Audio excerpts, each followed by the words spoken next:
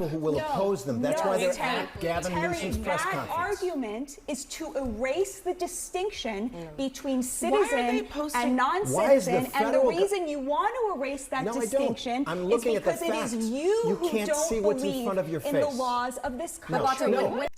Hey guys, so CNN cannot stop posting videos that make them look really, really bad. And what they continue to prove is that if you put one person with a head on their shoulders up against 5 absolute morons, then the one person is going to prevail, even when they're being shouted down. So this particular clip is about immigration, which is the hot topic of the entire Trump administration, probably. And Abby Phillip, who is ostensibly the moderator of this particular segment, is going to tee up a sob story about a man being arrested by ICE agents. So just wait for her to set it up, and then we'll get Batya, who's the woman in white, we'll get her reaction to it. So I don't think it's authoritarian. What does your logic cap tell you? I mean, he just laid it out, right?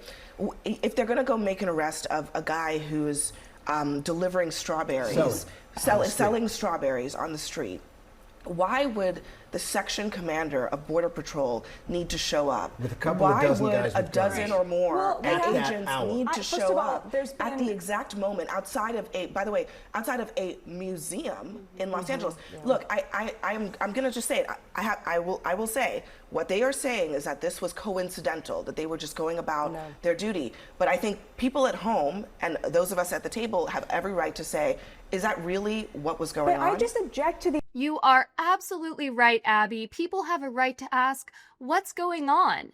What is going on where in America we have a bunch of people who are here illegally selling fruit outside of museums? Why are they in the country in the first place? I really don't care if this guy was just selling strawberries, if he doesn't have an extensive criminal record or any criminal history beyond hopping the border and flouting America's sovereignty. He's not supposed to be here.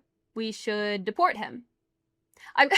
It's almost difficult for me to grasp what the emotional appeal of this story is supposed to be. I mean, is the idea that if you are a good person, then you can enter any country as you please? Should I go over to the UK or to France or Canada, whatever? Do I now have a universal passport to live and work anywhere in the world because I don't plan on committing any crimes? Of course, beyond living and working there. It's totally absurd. And Batya is about to dismantle this argument wholesale. Simply by stating facts that these panelists don't like, she's going to make them lose their minds. So prepare for that. Object to the idea that this is like somehow a threat to American citizens. I'm not saying they haven't made any mistakes. There have been a couple of mistakes. Those people have been released. Let me finish. There have been a number of mistakes. Those people have been released.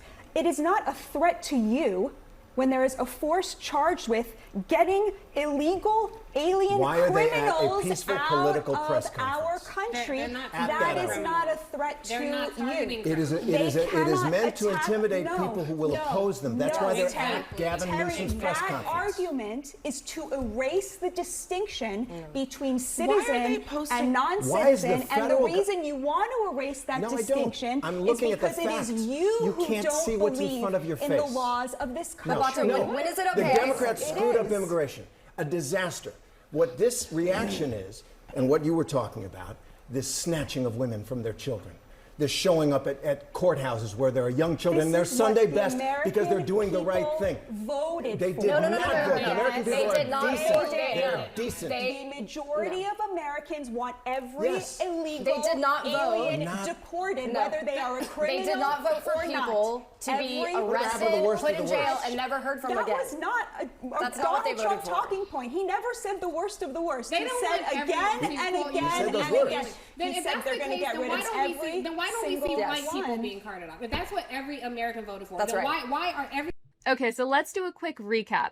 Batya is correct that when you are engaged in an operation of this size and when there are this many illegal migrants residing in the country, you're going to make some mistakes, and those mistakes have been corrected. Now, the argument being made from the other side of the table is that we should let people break the law.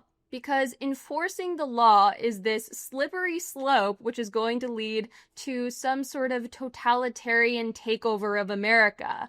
I mean, it's basically the heat map meme, if you've ever seen that, where they polled liberals and conservatives on what they care about, and liberals tend to place more importance on things as they get farther away from them. So if someone's suffering in their household, in their country, they really don't care that much. But if someone is suffering in the Middle East, they care a lot. Now, for conservatives, it's the inverse. They care about themselves, they care about their families, they care about their country. So in these conversations, you never hear liberals bring up, let's say, the people that are murdered by illegal aliens, of which we know there have been several high-profile cases, very tragic. You never hear them bring up people who are victims of manslaughter because illegal aliens are driving in America. And you don't hear them bring up the fact that wages are obviously going to be depressed if people in agriculture, let's say, can rely on this entire contingent of cheap foreign labor. So they really do care about people who break the law more than people who legally reside in the country and are following the laws. And this isn't just about illegal aliens, right? Look at DC. They're fighting tooth and nail to preserve the criminal element of the city. And why?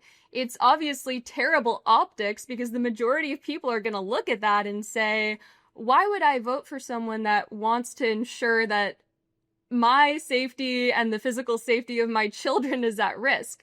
But the reason why they're doing it is because they have this reactionary response to anything Trump does, right? If he does it, we don't like it, it's bad. And it's also because their sympathies naturally lie with criminals. They think of them as the downtrodden. They think of them as the underdogs. They think of them as the marginalized. And the marginalized get highest priority in the liberal tier of concerns. But let's continue with the debate, and let's pivot into liberals' other favorite argument, which is that all of this stems from a deeply held racism by the administration and, you know, by people who want to see illegal migrants deported. Every immigrant that we see is because the vast majority of illegal aliens are from Central and South America. 20% of immigrants in this country who are undocumented are white people. Why do we not see people going off to where white people gather, targeting them? If you're saying that's what every single person in America voted for, which is a lie, what percentage are white of illegal? 20%. 20%? I mean, I've seen footage of people who are not Hispanic and not black being arrested by ICE. So okay. This way, the country will be ashamed of it. And the people who defended it will be ashamed in front of their grandchildren. Your grandchildren will be ashamed that you stood up for this. I really doubt that. We got to leave that conversation there. Next for us, Governor Calvin. Yeah, well, you know what, Terry? I really don't think that my grandkids are going to be ashamed of me, but if you're ashamed of me, I think I'll live. I'll have to bear it somehow. This is just the same argument ad nauseum from liberals, which is that when you see a disparity in outcome, that is evidence of discrimination. And usually racial discrimination, discrimination on the basis of sex or sexual identity, and it's just lazy and in a lot of cases untrue. The world is very complex, so there's usually not a monocausal explanation for anything. But in the case of crime, let's focus specifically on illegal migration. It happens to be the case that the majority of people who are illegally entering and residing in the United States are Hispanic. And so the majority of people that are going to be deported will be Hispanic. And that seems like an answer which demands much less evidence than the idea that this is some racist purge of the country.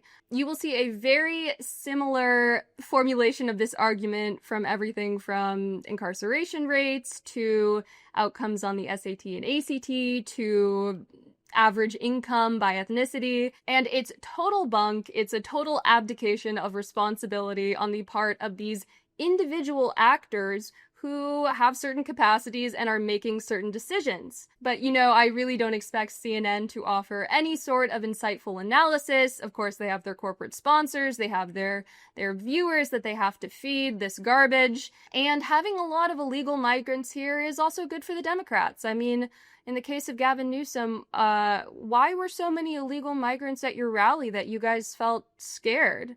I mean, why are these illegal migrants participating in American politics? We were told that that never ever happens. But it seems like they've taken a very active interest in supporting the Democratic Party. Anyhow, Batya pretty easily held her own against these people, which is really not a great surprise.